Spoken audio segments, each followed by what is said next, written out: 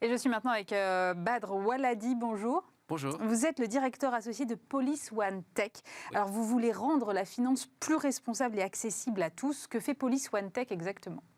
Eh bien, Police One Tech a l'ambition de permettre aux directions générales des établissements bancaires de piloter en toute conscience et de piloter de manière effective leurs risques bancaires. Comme vous le savez, la réglementation a évolué.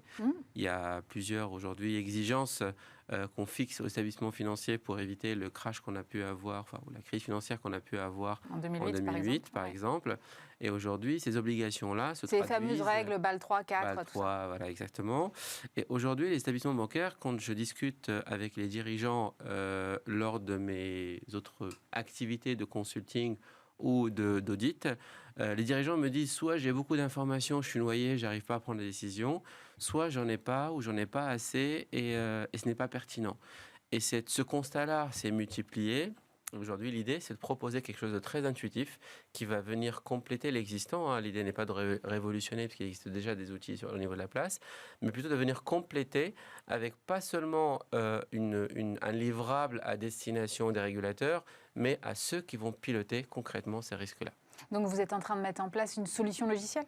Une solution logicielle qui va agréger l'ensemble des données liées au risque bancaire, auxquels les établissements bancaires vont être confrontés, avec un pilotage des indicateurs de risque.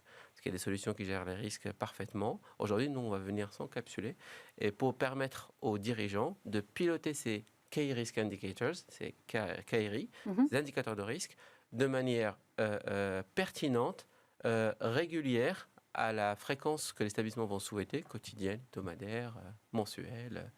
Voilà. Mais vous étiez dans la banque avant pour connaître à ce point le système bancaire.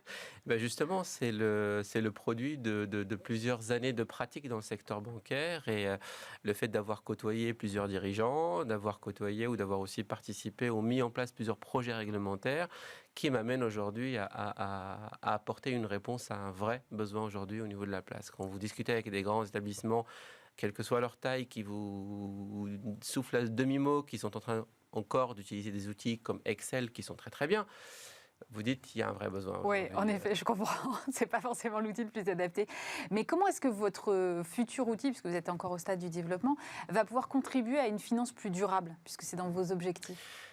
Les principes de gouvernance, de la gouvernance saine des risques, font partie des objectifs d'une finance plus responsable, d'une finance durable, et qui permet justement d'éviter des comportements individuels de certains établissements qui pourraient être justement systémiques à l'arrivée. Et le fait de pouvoir rendre plus transparente cette finance, ces indicateurs de risque auxquels l'établissement sont exposés, aussi bien vis-à-vis des régulateurs, mais également vis-à-vis de l'ensemble des parties prenantes au niveau de l'établissement même, les autres fonctions, les autres pilotes de risque. Des fois, on les voit aujourd'hui, elles sont en silo. Le fait de rendre accessibles toutes ces données-là, c'est vrai que des fois, ça va casser un peu les paradigmes existants, mais l'objectif, dans une ère où la data n'est plus un problème, c'est justement de pouvoir profiter de cette transparence-là pour qu'on puisse s'améliorer au niveau de l'établissement.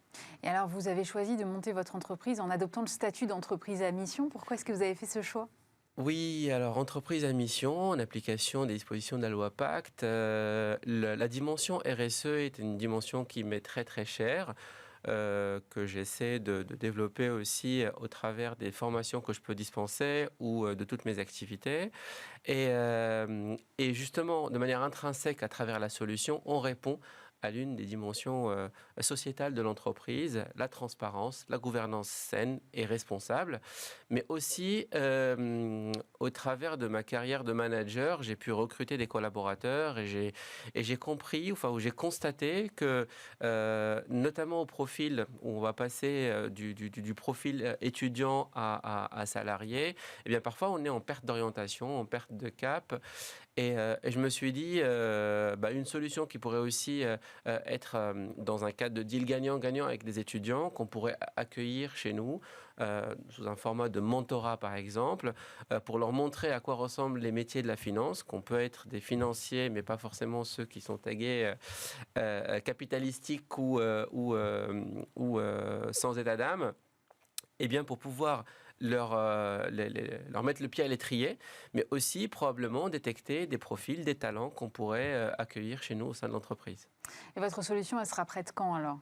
Alors la solution est en cours de développement, on est à un stade assez avancé du développement. Alors on a l'architecture globale qui est déjà établie, le dictionnaire de données qui est déjà mis en place et on travaille aujourd'hui sur des partenariats avec les établissements bancaires pour démarrer la phase pilote à partir de janvier.